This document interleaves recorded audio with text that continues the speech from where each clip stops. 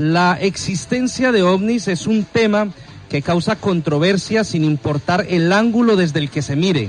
Ciertos hallazgos en pinturas rupestres sugieren que incluso ya en la Edad de Piedra se presentaron contactos con tecnologías superiores, y en el programa de hoy vamos a hacer un viaje a través de la historia para reconocer algunos de esos casos.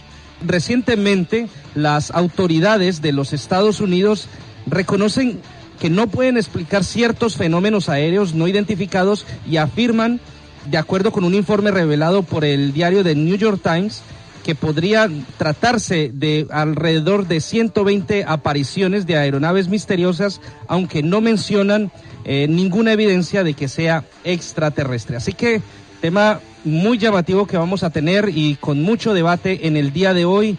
Nos vamos a Santiago de Chile. Sandra Rincón, ¿qué tal? Muy buenas tardes allí en Chile.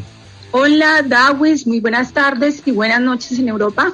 Para toda nuestra vasta audiencia, igualmente un saludo muy especial a nuestra mesa de trabajo. En abril del presente año, el Pentágono confirmó la autenticidad de fotos y videos tomados por personal de la Marina en el año 2019 que parecían mostrar objetos con forma de triángulo que parpadeaban y se movían entre las nubes. Otro conjunto de fotos de miembros de la Marina de los Estados Unidos mostró 3 objetos aparentemente volando en el cielo con forma de esfera, bellota y dirigible metálico. Saludamos también aquí en el Reino Unido a esta hora de la noche a Ulises Maldonado, periodista e historiador. Ulises, muy buenas noches. Cordial saludo para todos nuestros seguidores en KM 440 y para la mesa de trabajo. Muy bien, también saludamos en Santiago de Chile al profesor universitario de filosofía, profesor Juan Pastén. Un saludo cordial, bienvenido una vez más a En Primera Línea. Hola Dawi, buenas tardes desde acá, buenas noches para ustedes. Sí, siempre un tema muy interesante los días martes. Y en el contexto de la filosofía, desde su origen, se ha pretendido ir dilucidando y desocultando los misterios que al interior del ser humano y al exterior del mismo. Y uno de estos es el que vamos a tratar hoy. Así es, y también desde Colombia tenemos la participación de Edison Montoya. Él es conferencista y quien tiene muchísimo conocimiento acerca de este tipo de temas. Edison, un saludo cordial, bienvenido una vez más a En Primera Línea. Muchas gracias por la invitación, por continuar siempre compartiendo espacios para que nuestra sociedad, nuestra humanidad entera conozca un poco más la realidad. Hoy vamos a entrar a un tema profundo y vamos a tratar de identificar de que los objetos voladores no identificados hacen parte de la historia del hombre y que hoy, en el contexto actual, se ha venido multiplicando como un estado de comunicación necesario para establecer de qué hace parte el hombre frente a una tecnología quizás nueva. Así es, Edison, ¿podemos establecer qué tan antiguos son los primeros hallazgos relacionados con ovnis en el mundo? Particularmente, y gracias Dawi siempre por la invitación, nos vamos a basar en textos y en libros porque no partimos de nuestra propia opinión, sería partir de la ignorancia y la fantasía sobre temas delicados. Para eso, siempre la historia, el intelecto humano, tiene un conocimiento a través de los libros. Las tablas de los sumerios nos han permitido, una de las civilizaciones más antiguas, que incluso tienen relatos, los mismos relatos de la Biblia, 3.500 años antes de ser escritos por la Biblia, donde nos hablan de inundaciones, nos hablan de discos voladores. Es de los primeros relatos que tenemos en la historia humana y son fechados de hace 450.000 años. De allí se ha venido desencadenando una historia donde todas las culturas en cada época correspondiente han tenido la relación con objetos voladores no identificados como lo hicieron los sumerios. Bueno, una pregunta para el historiador Ulises, nuestro colega Ulises Maldonado. ¿Los sumerios tuvieron algo que ver con las primeras ciudades en el mundo? ¿Cómo fue ese proceso, Ulises? Bueno, los sumerios eran una cultura, una civilización que se asentó en la parte baja de la Mesopotamia, donde hoy está ubicado geográficamente Siria, parte de Jordania, parte del Líbano y una parte que ocupa el territorio de Israel y que luego pues obviamente se fueron extendiendo, pero esta era una cultura un poco o una civilización un poco cerrada que se entendía más con una visión un poco de su mundo cercano, es decir, en primer lugar eran o veían a la Tierra como el centro del universo o el centro de las cosas y consiguieron en esto fuertemente con los egipcios. Y los elementos predominantes eran el cielo, la tierra, circunvalados por el sol y la luna, y básicamente ese era el mundo de los sumerios. Y cada pueblo se pensaba como el centro de todo lo conocido, rodeado pues por lo que ellos consideraban caos, que era lo extraño o lo extranjero, por decir algo, a cosas que de pronto no consideraban que fuesen de su matiz o cultural o religioso, y por eso se dedicaban a observar prácticamente la naturaleza y obviamente también al cielo, e inclusive llegaron a hacer algunos desarrollos. Se dice que posiblemente fueron los que desarrollaron en primer lugar la teoría heliocéntrica. Y conocidos todos los planetas de nuestro sistema solar, pues básicamente no podemos afirmar eso. Según los estudios científicos, ellos no alcanzaron a llegar hasta allá por sus escasos avances. Simplemente hay muchos rastros que quedan registrados. Hay una estrella como el centro y algunos puntos que ellos denominan como elementos del cosmos, pero sus descubrimientos no van más allá de eso. Sí desarrollaron grandes ciudades, hubo una cultura que también desarrolló la escritura sumeria, una de las bases de la escritura también de la antigüedad. Es más o menos lo que podríamos hablar de lo que ha aportado la cultura sumeria a este tema de las civilizaciones y su acercamiento con el mundo exterior, extraterrestre. Ok, profesor Juan Pastén, desde su punto de vista filosófico, ¿qué se sabe de esa cultura de los sumerios? ¿Y cuál es su opinión al respecto de la vida extraterrestre? Bueno, los sumerios, tal como lo decía, muy bien lo decía Ulises, constituye una de las civilizaciones, tal vez la civilización más antigua conocida en términos históricos, hasta el día de hoy. Desde el día de hoy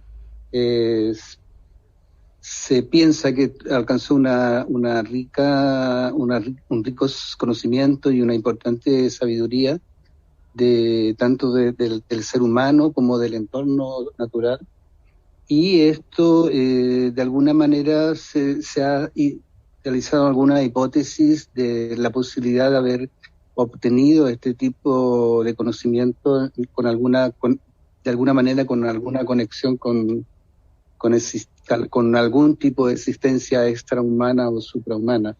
De ahí, pero siempre en el terreno de la hipótesis, ¿ya? Uh-huh. No es una teoría así como fehaciente o que sea aceptada, como decía Ulises, científicamente, plenamente por lo menos. Ahora, en el contexto filosófico, bueno, o sea, Platón recoge mucha de esta idea en sus libros, en sus diálogos, donde ubica como protagonista a Sócrates, como sabemos, sobre todo lo referente al tema de la Atlántida y esa supuesta también, insisto, el término, conexión que habría tenido este pueblo con algunas culturas extrahumanas o suprahumanas. Lo personal, pero siempre en un contexto filosófico, no me parece para nada descabellado la posibilidad de existencia de seres no humanos o fuera del planeta, de nuestro planeta, e incluso fuera de nuestra galaxia, o incluso fuera de nuestro universo, ¿ya? Pues ya recuerden que la física ya está avanzando hacia ya no está hablando de universos, sino de multiversos. La Tierra es nuestro planeta, habita un área de la galaxia Vía Láctea que se ha denominado por los científicos sistema solar. Los científicos y astrónomos reconocen que existen miles de galaxias como la nuestra, Entonces sería como muy pretencioso, mucho egoísmo y mucha soberbia pretender que somos los únicos seres en la multiplicidad del universo o universos. Perfecto, son las 8 de la noche, 15 minutos. Acercándonos un poco más en el tiempo, estábamos hablando de los sumerios hace más de 450.000 años, pero si nos acercamos un poco más a la India antigua, hace 4.000 años, ya también se dice que se hablaba del dios del sol que viaja en un carruaje luminoso como el propio sol. O sea, ya hace como habla un poco acerca de lo que podrían ser esas deidades que en realidad podrían ser extraterrestres, Edinson. Muy bien, Dawis, exactamente. Si nos remitimos posteriormente de los sumerios, 450.000 años, y doy mi aporte antes de continuar a la India, los sumerios tienen un principio importantísimo establecido, y es que los discos solares que ellos pintan tienen que tener la forma aerodinámica para vencer la ley de la gravedad que nosotros conocemos ahorita en la aeronáutica. Y sería muy primitivo para ellos establecer cuáles serían los principios de movilidad en el cielo. De toda esa construcción se pasó a la Atlántida, que es el continente que se hundió, y allí el diluvio de Noé, según las enseñanzas de los sumerios. Entonces partimos de toda una historia con objetos voladores que no sabemos, no hemos identificado quiénes somos. Y llegamos a la India, 4.000 años antes, como muy bien lo decía Dawis, donde el Rig Veda viajaba en un platillo así como el sol. Esos platillos los llamaban Vimana. Y existen Vimana, según los textos antiguos de la India, que podían ser como carros, como automóviles, como carrozas, incluso podían ser tan grandes como un palacio de 7 pisos, donde transportaban personas. Eran dioses que incluso también determinan, como los sumerios, de que vienen de otros planetas, de que vinieron de otras galaxias a la Tierra en carruajes del color del sol. Y cuando nos fijamos en carruajes del color del sol, nos vamos a unificar en el tema de hoy. No estamos hablando quizás de extraterrestres, quizás no sabemos qué son. Lo que la historia humana nos viene diciendo, que el hombre siempre ha sido acompañado de objetos voladores que no hemos podido identificar y que hacen parte directa de la trayectoria y su historia. En esos Vimana, ellos les vinieron a enseñar al hombre en la antigüedad de la India cómo poder socializar, cómo poder espiritualizar y alcanzar la ciencia. Y hay gráficos de ellos donde, igual que los sumerios para 4.000 años antes, son gráficos aerodinámicos que deben ser las leyes propias de la física para que en ese tiempo se hubiesen establecido con ese conocimiento. Así es, Ulises, es el arte antiguo prácticamente la que nos da la información sobre ese conocimiento que tenían nuestros antepasados de la posible existencia de seres de otros planetas. Por supuesto que sí, Dewis. Las escrituras y el arte antiguo, las esculturas en sí, nos dan el referente de lo que cada civilización y cada cultura interpretaba del mundo que veía. Volvamos un poquito a la India. En los últimos meses, increíble, hay que reconocerlo, hay un grupo de científicos que defiende exactamente los libros de la mitología hindú, el Ramayana y el Mahabharata. Y pues, por supuesto, en estos libros se dice que contienen detalles de investigaciones que para su época, pues obviamente no se podrían evaluar como producidas por estas civilizaciones, sino que vendrían exactamente de lo que acaba de decir Edison, de los platos, de los vipamas, como se les conoce en el lenguaje, y de ahí se desprenden las religiones como la hindú, y que referencian, por ejemplo, tipos de investigación sobre células madre, bebés probeta, y en especial el foco es las naves espaciales, los platillos voladores, etcétera, porque ellos consideran que esta tecnología, que para la época era demasiado avanzada para el conocimiento, pues obviamente se tiene que reconocer hoy, y han celebrado algunos que otros congresos en la India para recuperar y rescatar lo que mencionan estos libros, el Ramayana y el Mahabharata. Juan, con respecto ya a lo que tiene que ver con el hebreo antiguo y Moisés, 3.500 años, ¿conoce sobre este tema y sobre las posibles, presencias de ovnis? Bueno, si es desconocida en múltiples aspectos la existencia humana, sobre todo a nuestra interioridad humana, mente, corazón, alma, conciencia, mucho más lo es nuestro entorno natural, naturaleza que tenemos cercana, y naturaleza más lejana que es el cosmos, el universo, ¿ya? Y por ello, en torno a eso, de una u otra manera, el ser humano ha buscado una suerte de acercamiento, de humanización de aquello que es desconocido, y lo percibimos, por ejemplo, en la mitología griega, y no solo, la mitología existió prácticamente en todas las grandes civilizaciones de la antigüedad, la India, Egipto principalmente. De alguna manera es una forma de acercar eso desconocido a nosotros y que nos otorgue, que le otorgara a los habitantes de aquella época algún grado de seguridad y de sentirse de alguna manera protegido. ¿Ya? En cuanto a tu pregunta específica, sí es al parecer, sobre todo en el Éxodo, en el libro Éxodo del Antiguo Testamento, se menciona diversas situaciones donde de alguna u otra manera pareciera sentirse la protección del pueblo hebreo cuando sale de Egipto, dirigido por Moisés, la protección de algún tipo de existencia suprahumana, por llamarle de un modo no tan religioso, que se manifiesta en conceptos como la nave que permanentemente protegía durante la noche, que entregaba calor y luminosidad a quienes viajaban por el desierto, salían huyendo prácticamente de Egipto y avanzando hacia lo desconocido, hacia una tierra prometida, pero que no se sabía dónde estaba, ni siquiera Moisés lo sabía. Y durante el día esa misma nave, y ese es el concepto que aparece en la Biblia traducida a nuestro español, habla de nave, ¿ya?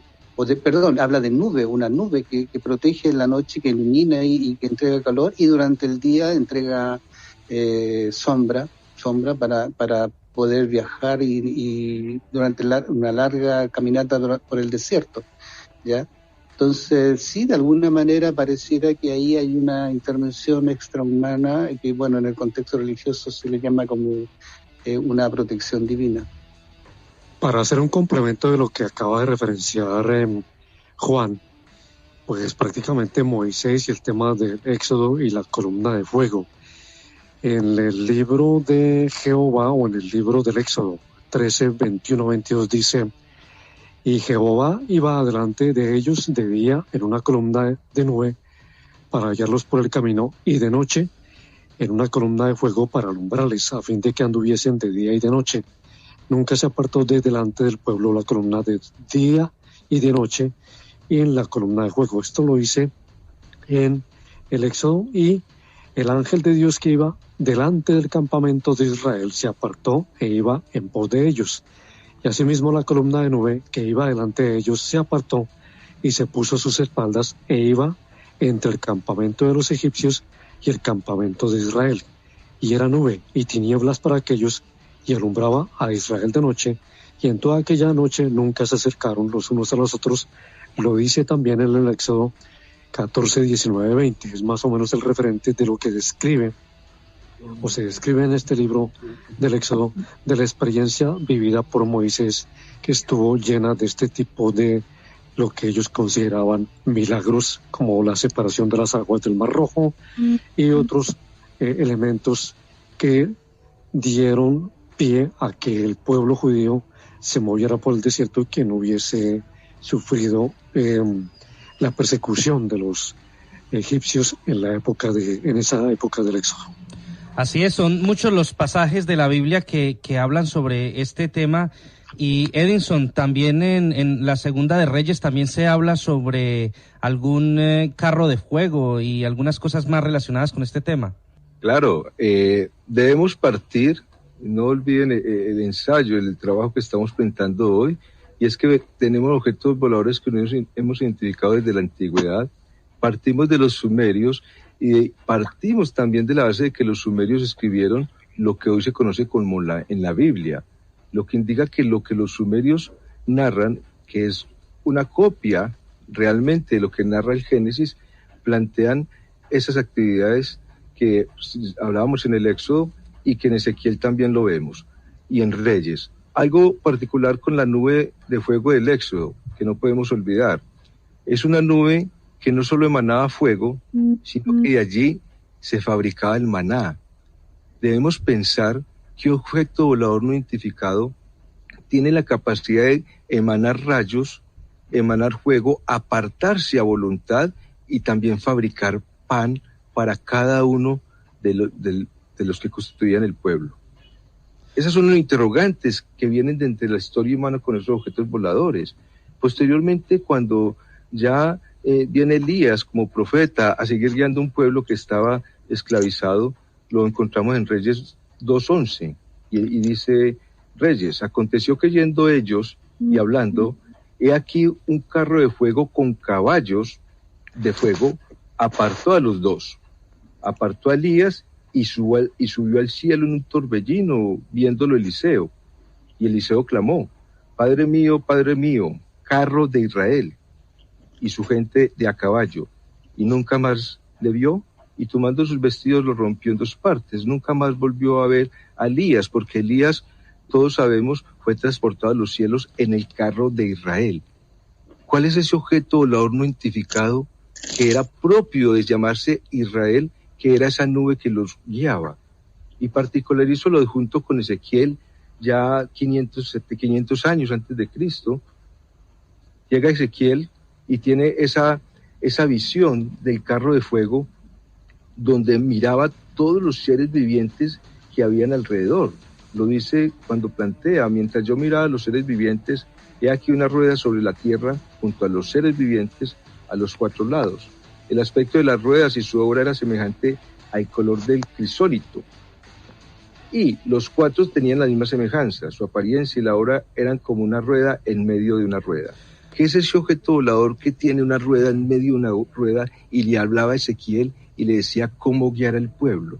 Hemos sido siempre, a través de la historia, conectados con objetos voladores que, aún sin ser identificados, son los que han marcado la trayectoria de todos los cambios en cada una de las civilizaciones. Y eso nos lo muestra el Antiguo Testamento, como Darwin lo enunció cuando muy bien particularizó en el Éxodo.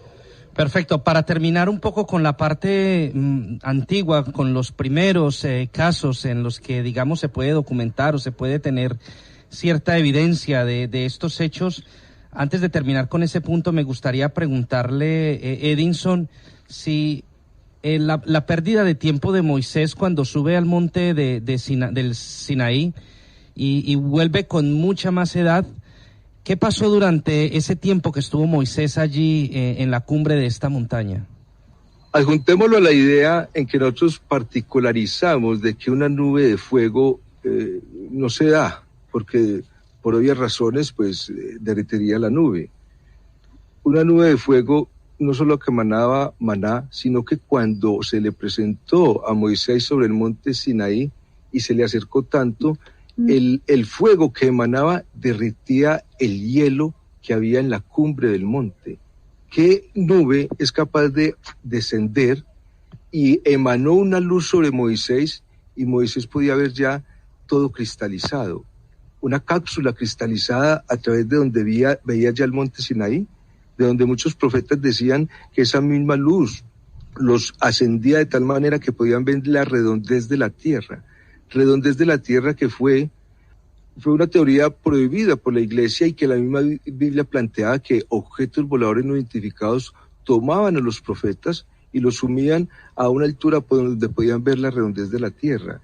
La gran interrogante siempre va a ser ese, Dawis. ¿Qué son esos objetos voladores no identificados que trascienden y que en el monte Sinaí nos enseña que pudo haber Moisés traslucidado no solamente un objeto volador no identificado, la condición de nuestro campo existencial, sino que fue capaz de traslucidarse en el tiempo? Viajó en el tiempo y vino, como todos lo sabemos ahorita en la posmodernidad, que los viajes a través del tiempo harían que nosotros vendríamos con barba o más viejos, como muchas personas que han tenido en esta posmodernidad la experiencia también lo han verificado. Directamente es un viaje a través del tiempo lo que vivió allí Moisés, Dawes. Perfecto, 8 de la noche, 30 minutos, están ustedes en primera línea a través de KM440 Radio, la radio latina que emite desde Londres. Este es el primer programa de 2 capítulos que vamos a tener relacionados con el tema de los extraterrestres. Este relacionado exclusivamente con lo que son los extraterrestres y lo que la historia nos cuenta de ellos, y posteriormente en un segundo capítulo que será dentro de 2 semanas hablaremos acerca de las abducciones. Así que estén muy atentos a la programación de En Primera Línea de KM440 Radio, porque vamos a tener unos programas muy, muy interesantes. 8:31 minutos, hacemos una pausa y volvemos más En Primera Línea. Estar cerca de la actualidad es el objetivo de En Primera Línea. Ya tenemos las 8 de la noche con 33 minutos en el Reino Unido. Continuamos con este tema de interés, la presencia de ovnis y los posibles avistamientos. Yo tengo una pregunta para el profesor Juan Pastén.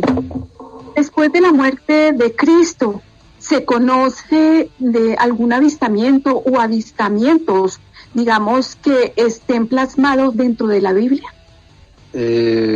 Bueno, o sea, ya la ascensión, lo que la Biblia entiende por ascensión de Jesús, y bueno, y anteriormente había también acontecido con Enoc y su pueblo, no solo Enoc en particular, sino el pueblo dirigido, liderado por Enoc, fue transportado, para utilizar, hay que tener un poco de cuidado con los conceptos acá, trasladado, transportado o ascendido ya hacia el cielo.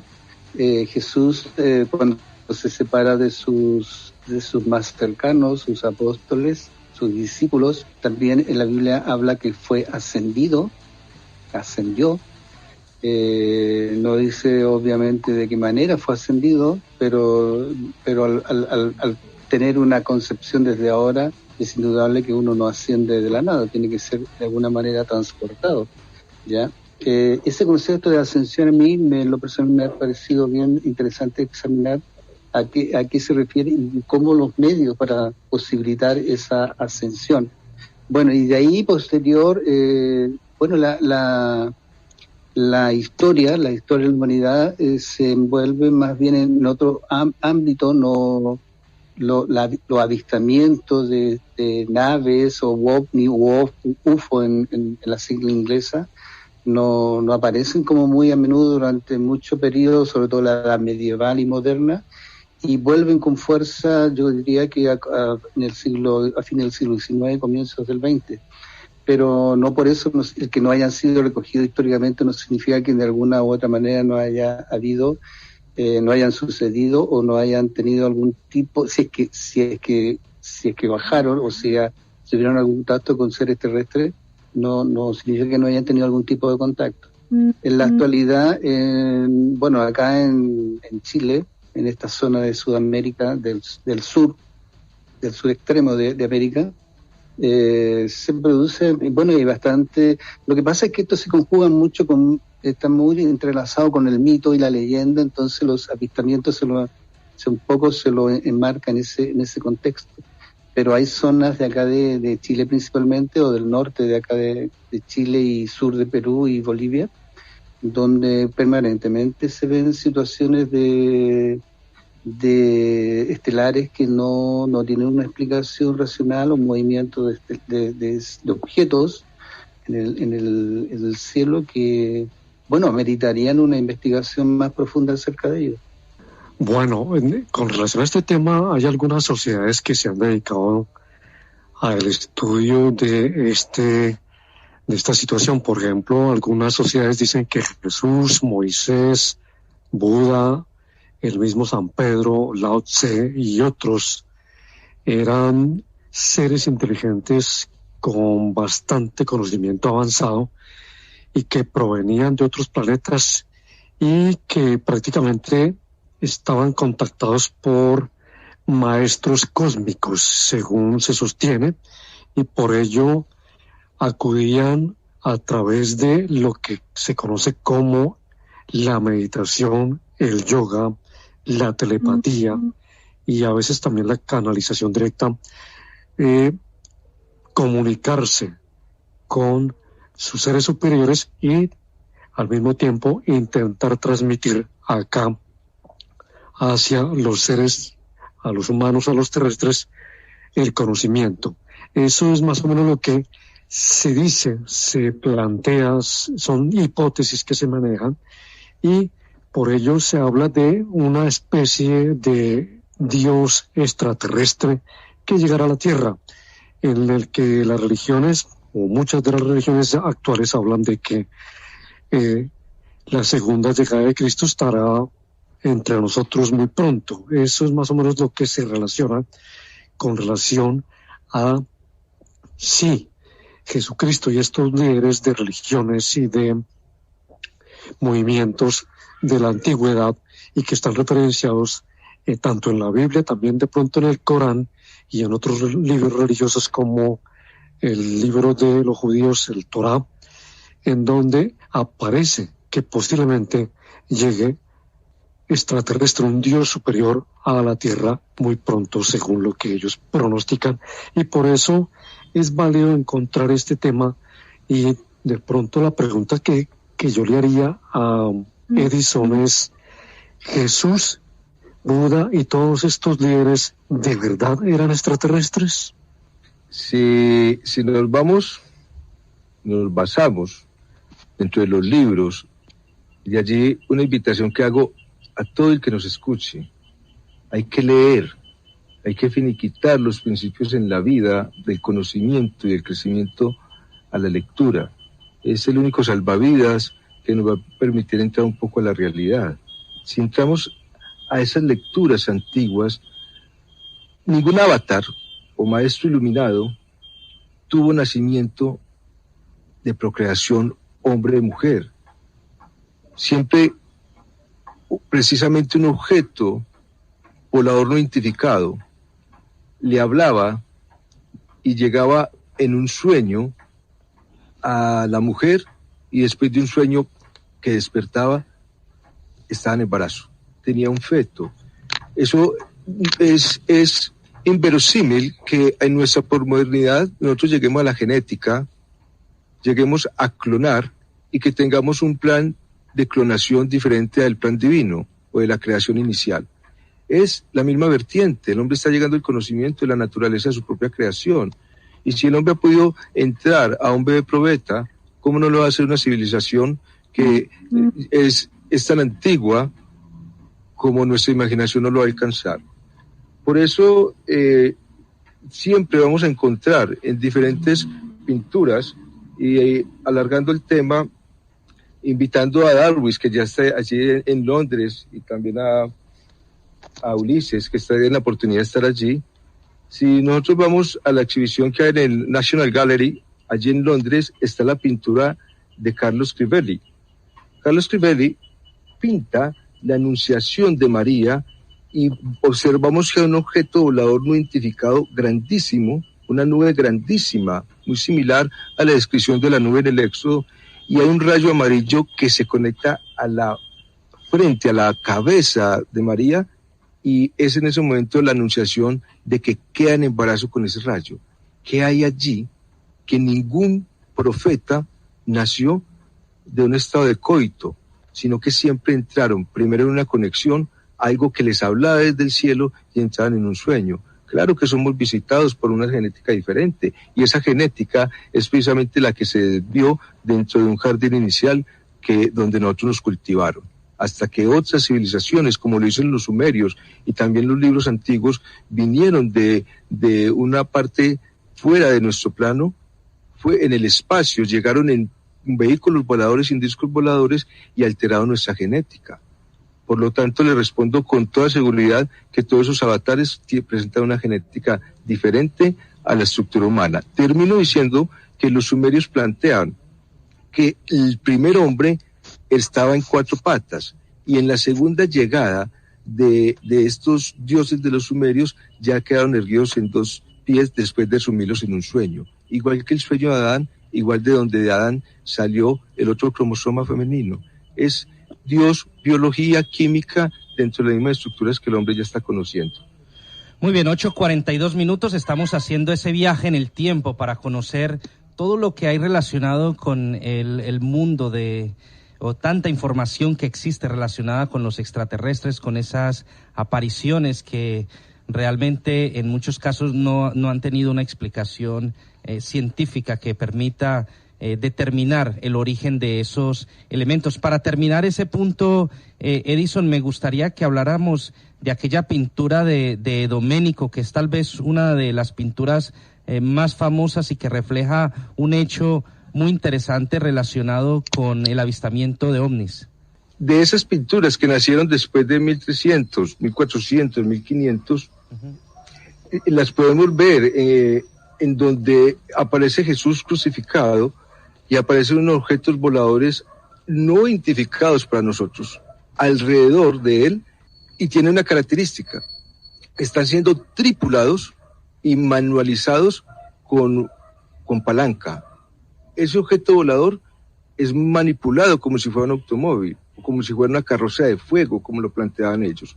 Y de allí en adelante aparecen muchas pinturas en cantidades, donde aparece Juan, o aparece la misma anunciación de María, como lo explicábamos, el mismo bautismo de Jesús, donde es una nube. Aparece en los evangelios que la paloma desciende, pero sus pinturas no son de una paloma, es de una nube que desciende un fuego a la mente de Jesús, y donde allí le inspira esa condición de Espíritu Santo. Eso es como una reformateada mental, donde las personas se iluminan, nuestros maestros, pero siempre acompañados de esos objetos voladores. Y nos diría entonces Darwin, desde esta época antigua, de textos de hace 450,000 años, hasta empezar la edad moderna, para empezar nuestra edad contemporánea, siempre hemos tenido huellas que nos identifican que el hombre ha sido relacionado en avistamientos de estos objetos, como lo muestran las pinturas. Juan, ya concretándonos en lo actual, en el caso de Chile, de esta nación, donde quizás es donde más se han presentado avistamientos en los últimos años y en el siglo pasado, ¿qué se sabe con respecto a esto y qué se sabe, digamos, la presencia de ovnis en la isla de Pascua y aún en el desierto de Atacama? Bueno, es un tema permanente, este avistamiento en diversas zonas de este país, no solo los que tú mencionas, bueno, principalmente ahí, pero no también en otros lugares como en el sur, digamos, de Chile, en la zona de Chiloé.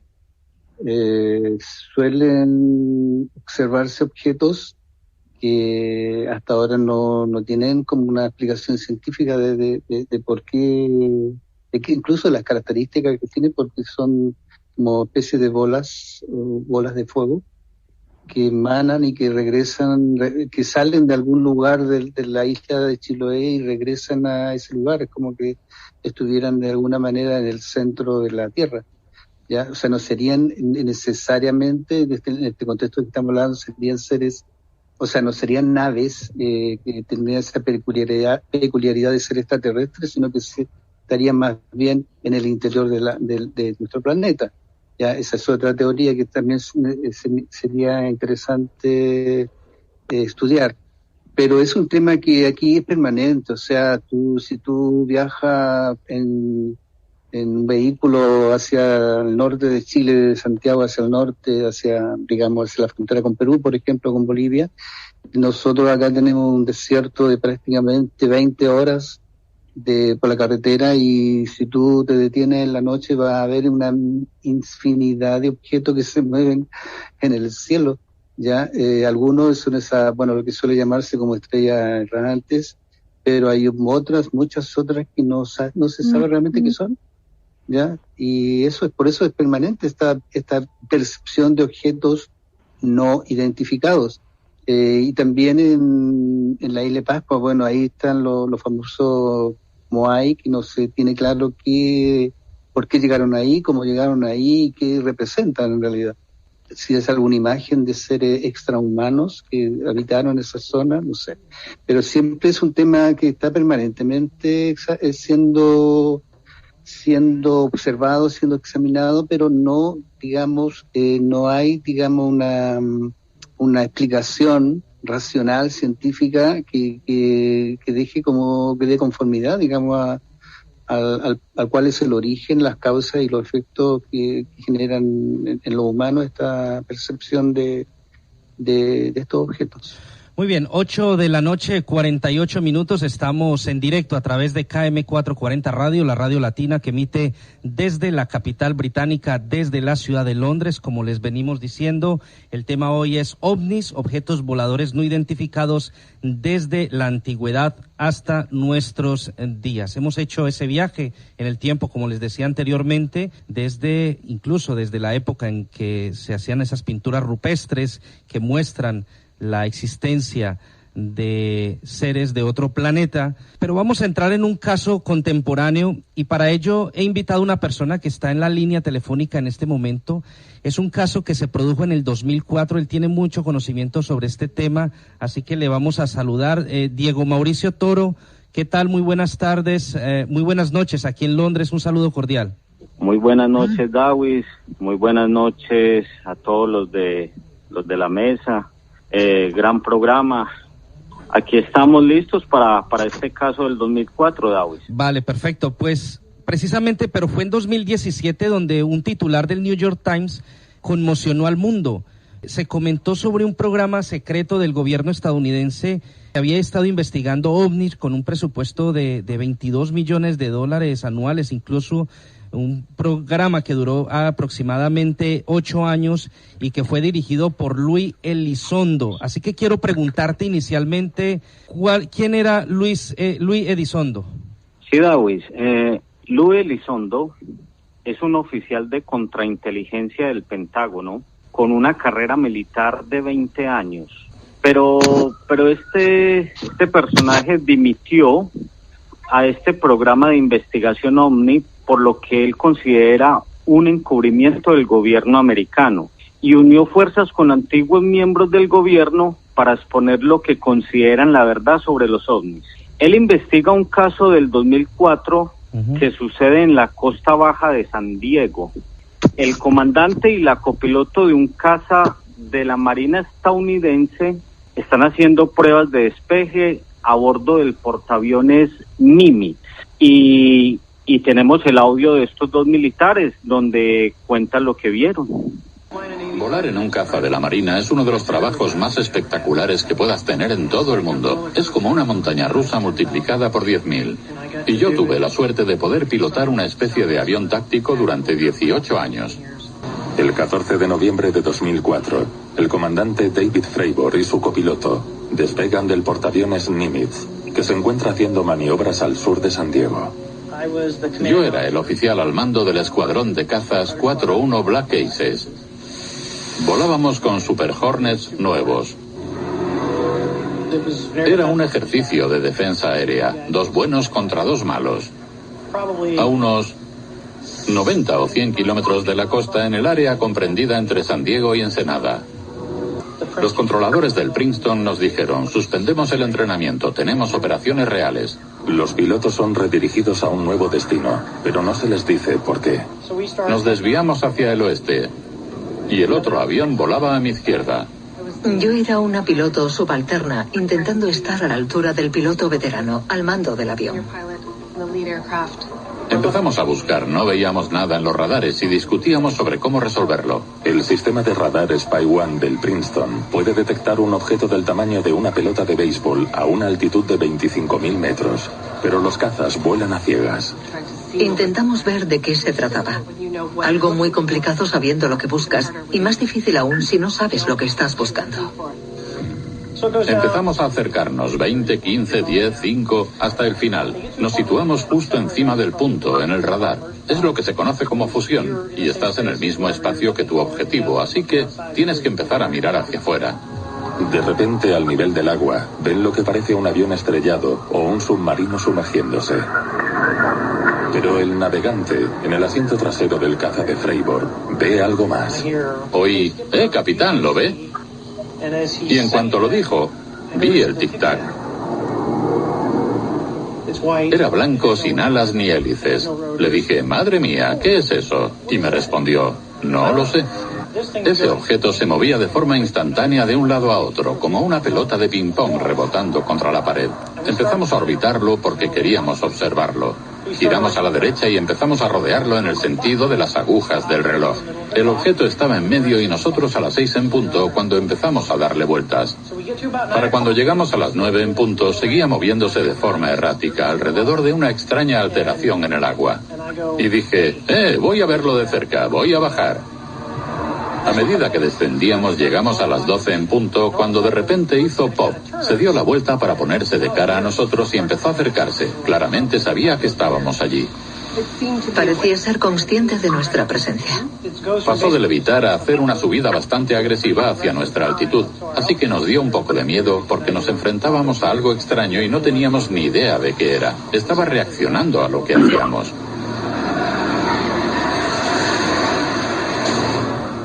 Dirigí el avión hacia él y aceleró rápidamente, mucho más rápido que nada que hubiera visto antes. Se me cruzó por delante y desapareció. Bueno, después de escuchar este audio tan interesante, Diego, ¿qué es lo más extraordinario de ese avistamiento? Sí, serían dos cosas. La velocidad. Aceleró desde cero y voló 95 kilómetros en menos de un minuto. A 6.000 kilómetros por hora. Pero lo más extraordinario fueron las 112 fuerzas G, fuerzas de gravedad que este aparato generó. Para que tengan una idea de la fuerza G, el cohete que llevó al hombre a la luna generó un máximo de 12 fuerzas G. Inclusive los astronautas tuvieron que prepararse muy bien para esto, ya que un ser humano solo puede soportar 8 fuerzas G. Me gustaría terminar con una frase de una persona referente en mi vida, en la cual he visto muchos documentales y leído muchos libros y artículos. Carl Sagan, astrónomo, cosmologista, astrofísico, astrobiólogo y comunicador de ciencia. Carl Sagan decía: las afirmaciones extraordinarias requieren pruebas extraordinarias. Tenía toda la razón. Y en este caso hay una, la fuerza G. Muchas gracias por el espacio y felicitaciones por el programa. Perfecto, Diego. Muchísimas gracias por participar, por acompañarnos aquí en nuestro programa. Y quiero trasladarle a Edinson la pregunta precisamente relacionada con este punto, con este caso en concreto. Y es que básicamente aquí estamos hablando de un portaaviones de la mayor tecnología que tiene los Estados Unidos y que ha podido y que se ha podido ver claramente la existencia de ese elemento volador no identificado. Evidentemente es muy difícil para el gobierno norteamericano negar la evidencia. Vamos a partir del espacio aprovechado que en particular usted nos brinda y le brinda a todos nuestros oyentes y al mundo. Tiene que haber cambios sustanciales. Uno podría proponer a partir de hoy, a través de este espacio, quizás no volver a hablar de ovnis, quizás desarmar esa palabra ovnis, y para ello nuestro profesor Juan Pastel nos puede indicar en ello, porque perderíamos la hermenéutica, perderíamos el sentido de explicar los textos. Uh-huh. No pueden existir solamente ovnis, porque ya hemos visto, dado el relato, de que no solamente son objetos voladores no identificados, también los hemos visto bajo el mar.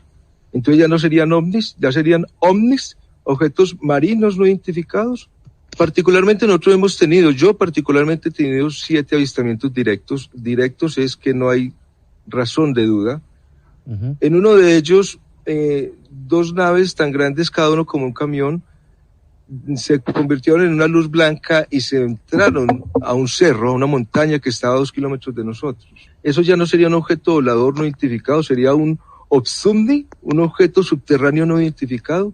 Se nos pierde el sentido literario, el concepto no abarcaría a entender, como muy bien lo participó Diego Mauricio, de que no estamos hablando ya de objetos que no podemos particularizar solamente en el cielo, sino que son de tecnología. Y si ya hay una tecnología, tenemos que empezar a identificar qué es lo que hay allí, más ahora que en esta modernidad, después de este viaje que hicimos en la antigüedad, ha ocurrido algo fascinante. La desclasificación por parte del Pentágono y la desclasificación por parte de muchos gobiernos a nivel mundial del fenómeno de objetos, porque ya no sabemos si son voladores, marinos o subterráneos, de objetos luminosos. Tanto que en la antigua Unión Soviética, ahorita Rusia, donde desclasificaron información, se plantea que un objeto descendió en medio de un parque durante un momento en que toda la gente estaba allí, se bajaron 2 seres, dejaron una rosa y volvieron a subir. Y está desclasificado. La pregunta es a lo que nos llevamos allí.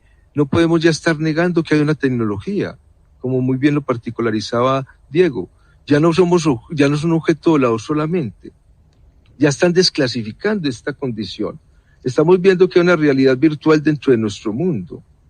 Por lo tanto, tenemos que, a partir de hoy, logrando el programa, buscar con todos ustedes, con los oyentes, qué nombre le podemos dar a un objeto que no identificamos, que no puede ser solo volador. Cristóbal Colón dejó escrito anuncios de que la Pinta, la Niña y la Santa María, cuando 3 días antes de él encontrar tierra que lo iban a colgar, fue salvado porque unas nubes descendieron, bajaron debajo del mar y ellos empezaron a seguirla, y a los 3 días encontraron tierra. Posteriormente, en la historia indígena, encontramos que esos mismos objetos voladores enseñaron a hacer arcillas, porque tenían contacto con ellos. Entonces estamos tratando a partir de hoy de saber cómo podemos llamar a un objeto no identificado, que se sabe ya que es de tecnología y que tuvo que ser clasificada como información secreta por los gobiernos y que ahorita lo desclasifican. ¿Qué es ese objeto que no hemos podido dar con él, que aún tiene la capacidad de trascender las leyes físicas nuestras que conocidas, pero que aún no podemos entender qué es? Claro que sí, Darwin, estaríamos hablando en esta posmodernidad de que hay una tecnología en estos objetos y en esta propulsión para poder identificar quizás que esos objetos trascienden las leyes conocidas por nosotros, pero que hay una tecnología que sabe cómo se trasciende.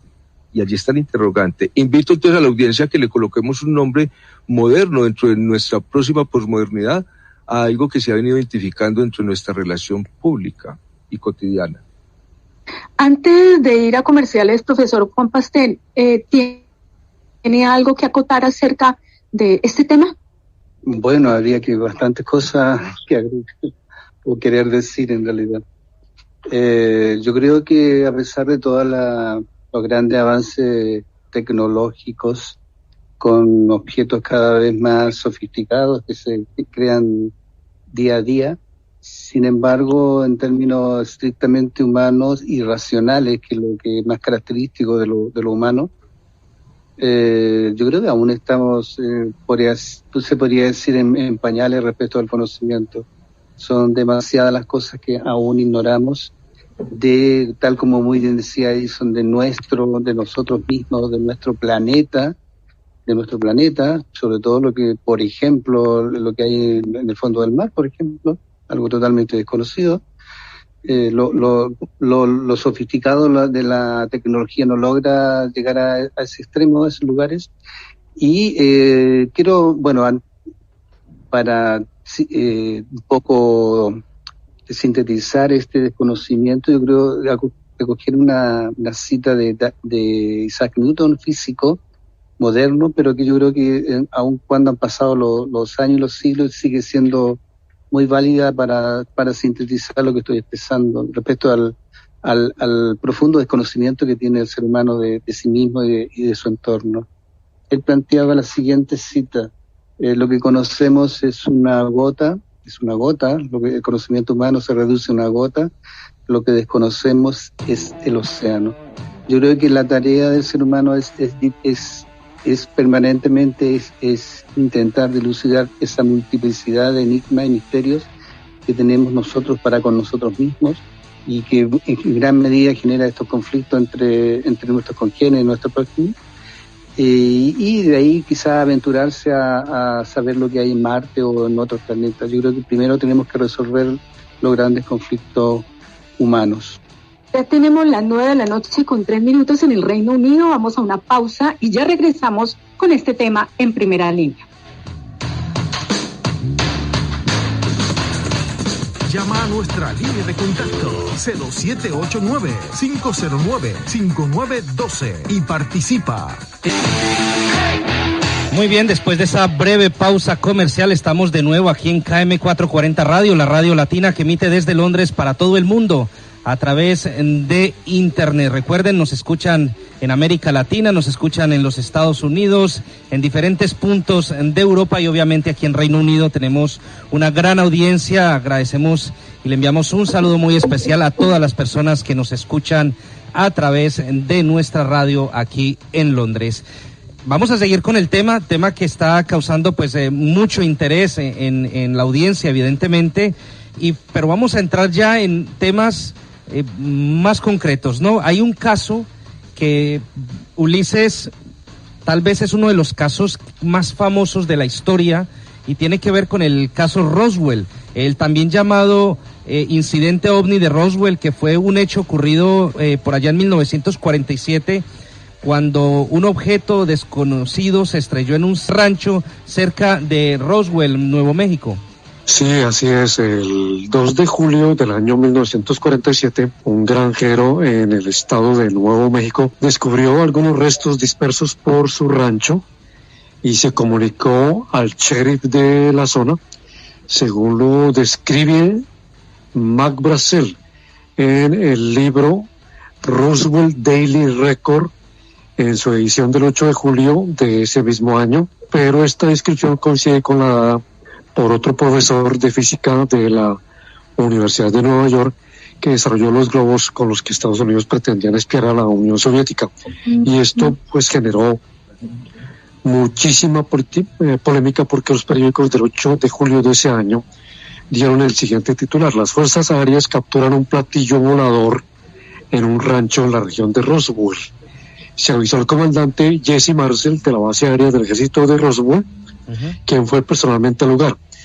Y el 9 de julio el titular decía: Ramey desmiente que sea un platillo volante.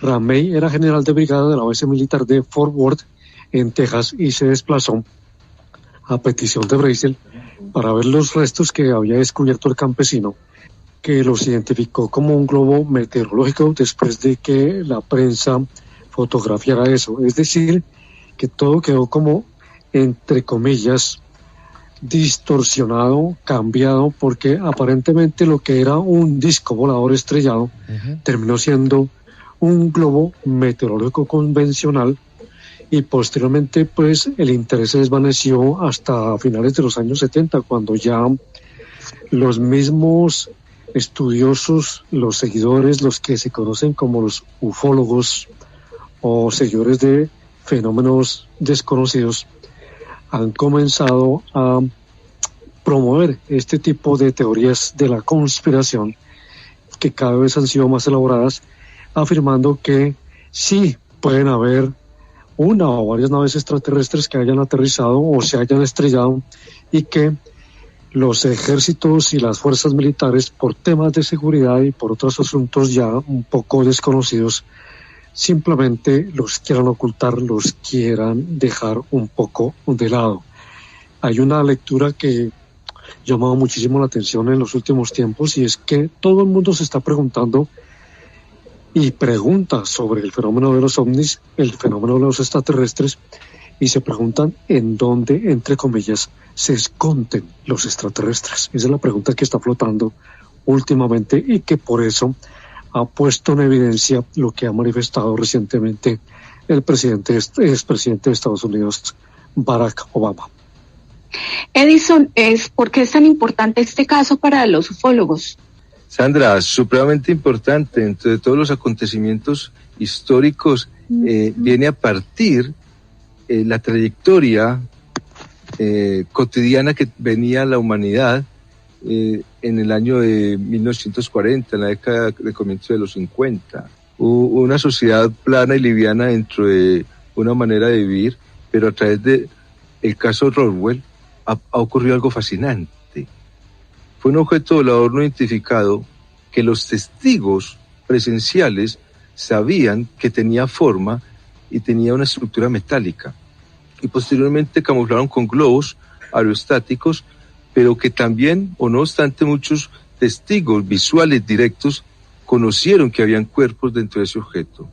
Y a partir de allí nace, dentro de todo el ocultamiento del gobierno americano, una gran información que es el poder apoderarse de esa tecnología que llegaron y pudo a través de Estados Unidos tener una tecnología mucho mayor de lo que de lo que ha sido presentado, y se cree que a partir de este caso nuevamente se intervino el hombre en un conocimiento dado a través de este caso Roswell.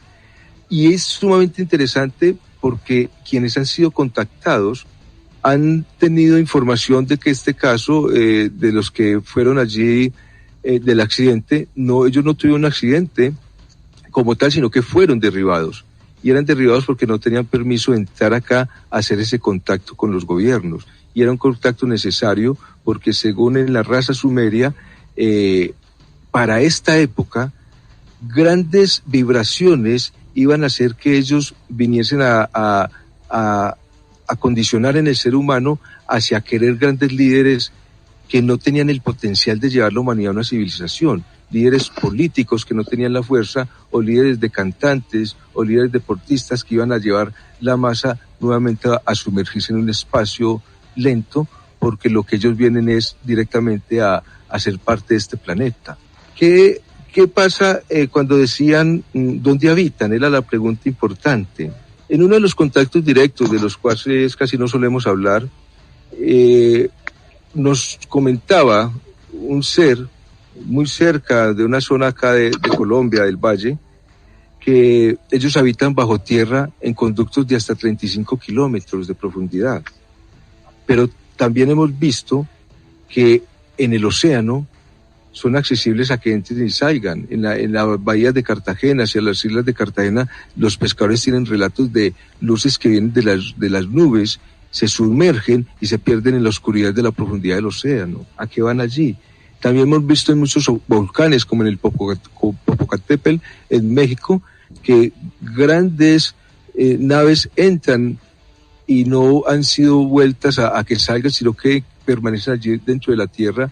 Y dentro de todo lo que se ha conocido de los contactados es que ellos habitan espacios dentro de la tierra, nosotros convivimos con ellos.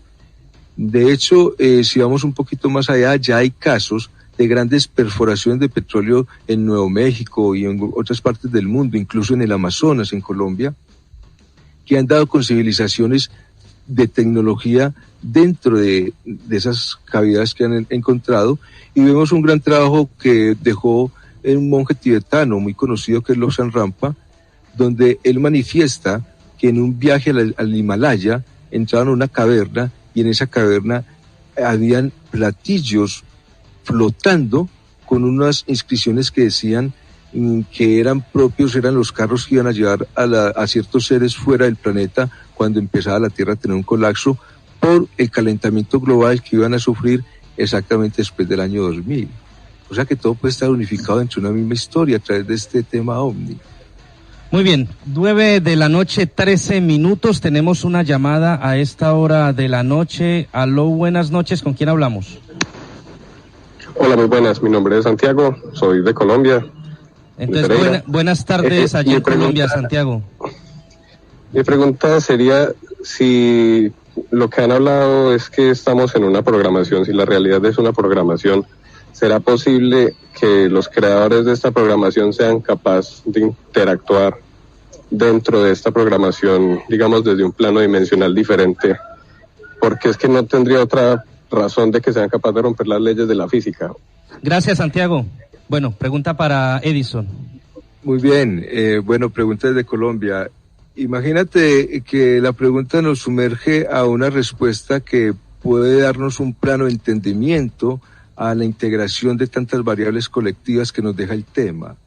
¿Cómo poder saber si dentro de nuestra realidad es que tenemos una relación con dimensionalidades que hacen que a través del colapso de las leyes que nosotros conocemos tengamos contacto? Y hay una razón superior en ella, que aquellas tecnologías, por no decirle razas, pero aquellos seres con tecnología, porque necesariamente son objetos voladores con tecnología y deben ser manipulados, esa tecnología ha podido entender que hay un plasma, que hay una energía, que hay una estructura donde fuera de la materia se pueden desplazar, y han roto la ley de la física a través de entender que el fotón puede viajar más allá de la velocidad de la luz en una desintegración del átomo y pasando por ciertas vertientes dimensionales donde el tiempo y la curvatura del tiempo hacen que en otra dimensión puedan ser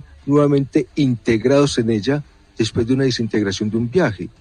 Por las razones porque hemos encontrado que es la energía, como la corriente eléctrica, la que permanece constante en el universo. Esa integración y desintegración es un conocimiento a la energía, o digamos a un nivel espiritual. ¿Qué ocurre con el ser humano?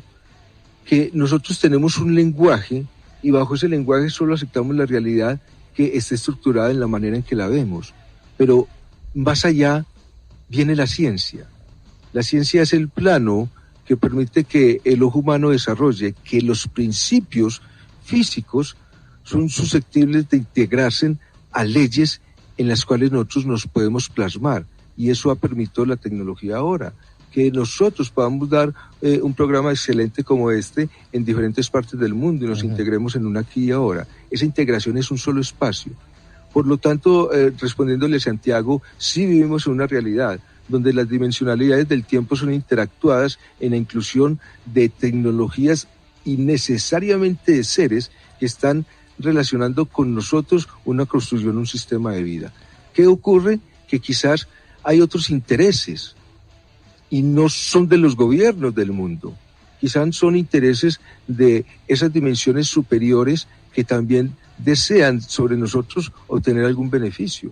Quizás un estado aún de madurar, o quizás un estado de sentirnos esclavos porque no podemos avanzar más allá. La condición es que algo ocurre. Y no podemos, a partir de ahora, determinar que la realidad humana está basada solo en que hay objetos voladores que no sabemos, al no estar identificados, pero ya sumergidos en la conciencia de que hay un desarrollo tecnológico en ellos, de que podemos seguir allí sin establecer una realidad. Claro, Santiago, estamos unificados en dimensionalidades y relacionados con ellos. Muy bien, muy buena pregunta la que nos hacía Santiago desde la ciudad de Pereira, en Colombia, a esta hora de la tarde, allí en el país sudamericano. Pero quiero irme a Santiago de Chile, profesor Juan Pastén. ¿Por qué durante tantos años el gobierno americano, el Pentágono, ha ignorado en gran medida los informes sobre esos misteriosos objetos voladores? ¿Y por qué cree usted que ahora empiezan de alguna manera a reconocer, no directamente la existencia de extraterrestres, pero sí a reconocer la existencia de esos elementos no identificados en el cielo? ¿Usted qué opina? Bueno, una característica de yo diría que no solo del gobierno norteamericano, sino del gobierno en general, y un poco lo que acaba de decir Edison. Yo creo que a los que manejan el liderazgo mundial les conviene, siempre les ha resultado conveniente mantener al conjunto de las personas, la mayoría de las personas llamémoslo así directamente, en la ignorancia, en manejar la suficiente información, que maneje la multitud, la masa, la suficiente información para que mantenga vivo el sistema. ¿Ya? Para que mantenga vivo lo que hay, para que se reproduzca lo que hay. un pueblo, una generación, una multiplicidad de gente que esté despierta, que maneje conocimiento y que desarrolle su conciencia, seguramente se convertirá en seres peligrosos para la mantención del status quo. Ulises, ¿por qué se oculta al mundo la existencia de los extraterrestres?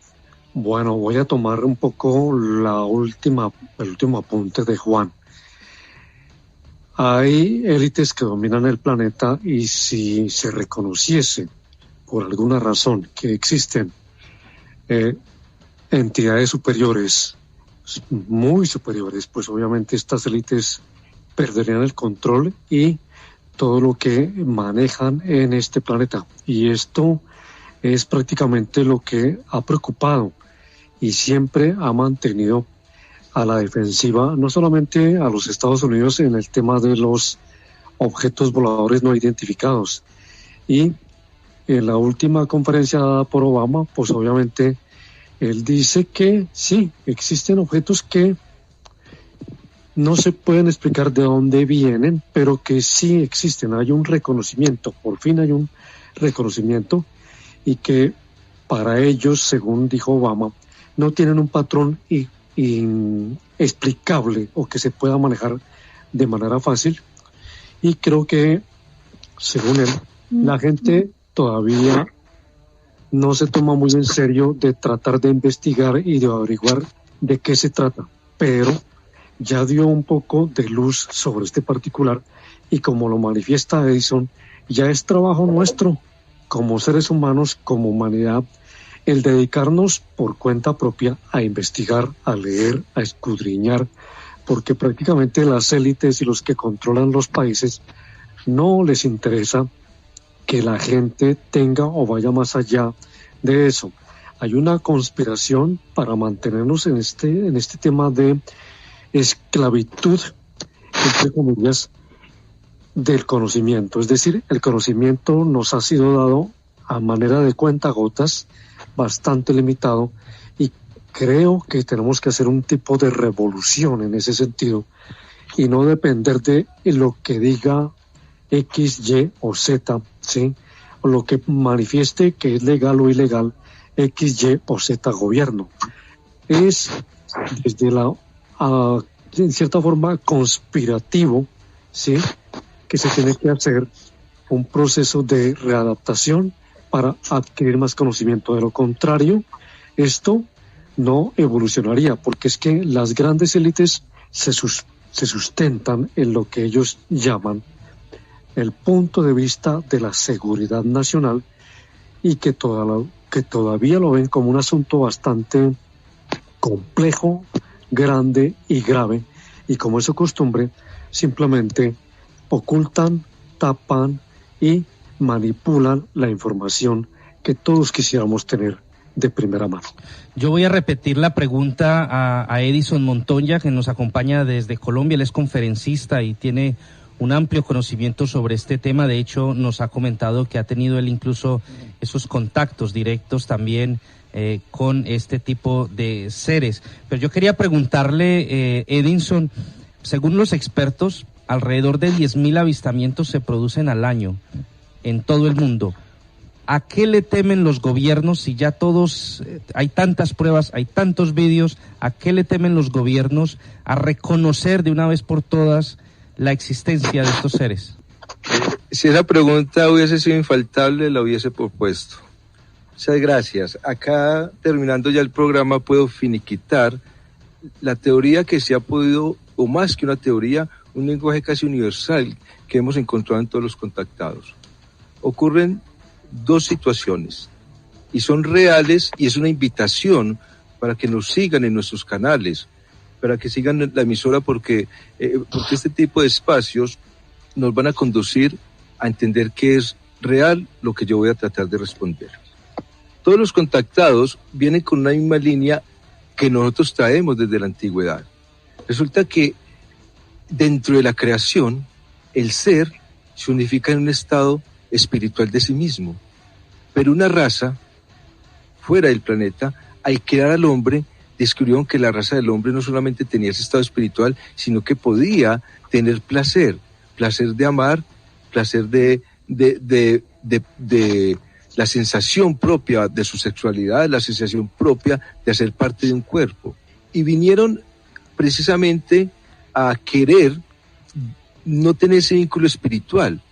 Y al no tener ese vínculo espiritual, desprogramaron en nosotros esa convivencia que la refuerzan con una educación, un estímulo precisamente a nivel gubernamental de que el gobierno se defienda para nosotros no despertar dentro de ese origen espiritual.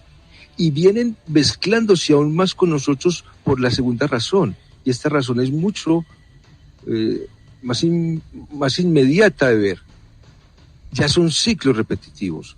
Nos acercamos a un calentamiento global y la humanidad solo va a subsistir a nivel de la tecnología. Y llegamos a través del año 50, 70, en el año 80, ya en el año 2000, a depender absolutamente de la tecnología. Porque el sol va a venir a jugar como lo hizo en antigüedades, en la historia antigua, a venir a colapsarnos por un tiempo donde todos los polos se van a descongelar.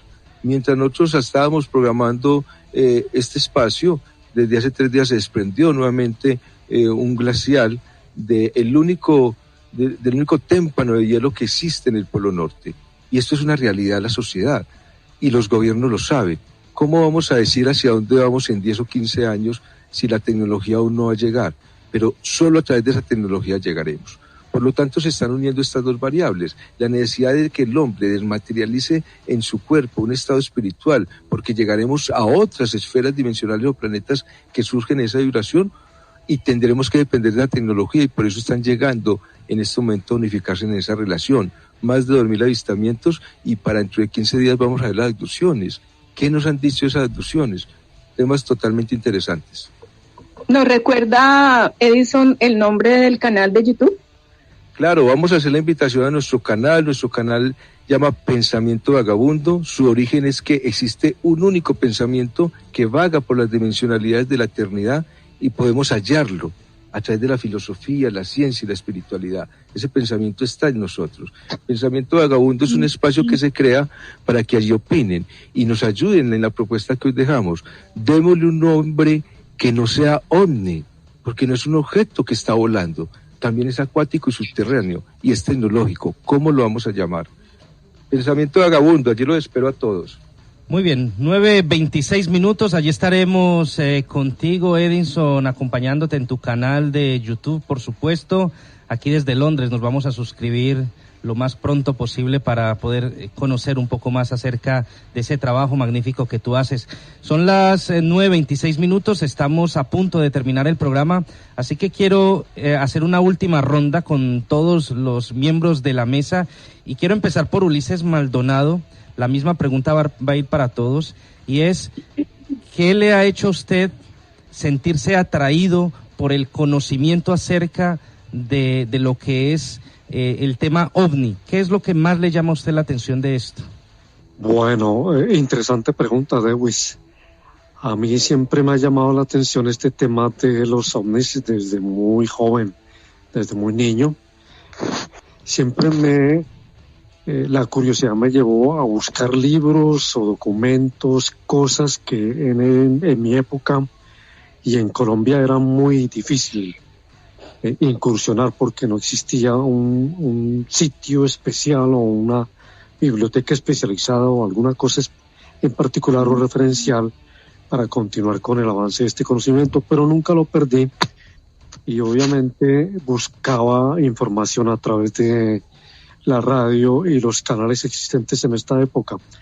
Gracias al desarrollo de la tecnología, esto ha ampliado un poco más mi búsqueda, y por supuesto soy un convencido, un ser humano convencido de que no somos los únicos en el cosmos, no somos los únicos en la Vía Láctea, o como se le quiera llamar, que hay otras civilizaciones tal vez más desarrolladas, más avanzadas que la nuestra, o quizás menos, pero que no somos los únicos, y que tendremos que en el corto tiempo hacer diálogos intergalácticos, quizá diálogos con otras civilizaciones, para ver si aprendemos un poquito a ser menos violentos menos guerreristas, menos ambiciosos y dejar que el conocimiento fluya para que la galaxia también evolucione. Gracias, Ulises. Profesor Juan Pastén, ¿es usted un ser humano convencido de que no estamos solos también? Sí, absolutamente, Lawis. Y quiero, finalizar mi exposición parafraseando una cita del filósofo italiano Giordano Bruno, asesinado por la Inquisición Católica en el año 1600, que tenía entre muchas citas la siguiente: existen infinitos mundos, pero todos están aquí. Esa. Perfecto, Esa Juan. es mi opinión, Lawis. Perfecto, Juan, muchísimas gracias. Sandra Rincón. Pues a mí me ha interesado siempre, digamos, este tema, dado que para mí no estamos solos aquí en este planeta. Creo que hay personas de otros planetas, de otros mundos, y pienso que puede ser gente más inteligente, con mayor conocimiento, que no son violentos, ¿sí? Y como decía Ulises, aprendamos de ellos si en algún momento tenemos la oportunidad de verlo, de poder contactarlos, ¿sí? Pero este tema a mí siempre me ha apasionado mucho, Dawis. Gracias, Sandra Rincón, desde Santiago de Chile. Edison Montoya, desde Colombia. Edison, muchísimas gracias por habernos acompañado una vez más aquí en Primera Línea a través de KM440 Radio, y directamente te invito para que el próximo programa, dentro de 2 semanas, analicemos lo que va a ser el tema de las abducciones, que también va a ser muy, muy interesante. Claro que sí, vamos a tratar de unificar este tema de los objetos voladores no identificados, y en ese tipo de contacto, ¿qué es lo que nos han dicho? ¿Qué es lo que viene diciendo la humanidad y a qué plano existencial es que nos vienen direccionando? Muchas gracias por la invitación y hacemos para todos un agradecimiento en esta mesa de trabajo. Excelente tema el de hoy. Muy bien, 9:30 p.m. Muchas preguntas se hace la gente en relación a este tema, pero hay una pregunta que los que creen firmemente en la existencia de los seres de otros planetas o de otras civilizaciones es: ¿cuántas civilizaciones extraterrestres podrían ser contactadas en nuestra galaxia? Hay una respuesta ya que se ha dado a esta pregunta, y es que son 36 probablemente. Esa es la respuesta que da un grupo de investigadores de la Universidad de Nottingham, aquí en Reino Unido, liderados por el profesor de astrofísica Christopher Consellis. El equipo de este científico llegó a esa conclusión tras estudiar una gran cantidad de planetas que tenemos en la Vía Láctea y que tienen potencial para albergar vida inteligente. Así que el próximo programa lo vamos a dedicar exclusivamente a hablar sobre las abducciones. Yo les agradezco mucho a ustedes su sintonía. Mi nombre es Dawis Buitrago, emitiendo desde Londres, desde la capital británica para todos ustedes. Muchas gracias por su sintonía.